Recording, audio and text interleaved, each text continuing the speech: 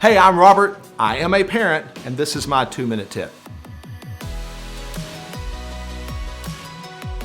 You know, one of the scary things about parenting is I know that as my kids get older, they're going to start asking me questions, especially questions about faith. And the older they get, the smarter they get, and the harder those questions can become. And it can be scary knowing that I don't have all the answers. So I want to give you a couple of tips on what to do when your kids are asking tough questions about faith.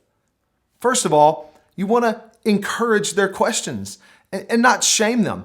Like, it's okay that they're asking questions. Secondly, I would encourage you to ask for clarification.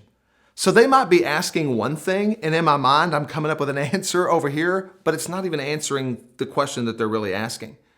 So a lot of times beneath the question that you're hearing, there's something else going on. So just ask for some clarification. Maybe repeat the question back to them. Like, hey, what I'm understanding you saying is you're wanting to know more about this. The third thing I would encourage you to do is thank them for coming to you. Like, hey, thanks for asking Dad about this. I'm so happy you'd ask me about it. I think it's awesome that you feel comfortable coming to me and talking to me. And then fourthly, if you don't know the answer, just say so. You can say something like, that's a really good question. Or, I have the same kind of questions too. Or, I've never heard that question before in my life. That is a really good question. I don't know. And then fifthly, investigate together. Especially if you don't know the answer, definitely don't make up something to try to sound smart or just shut your kid down.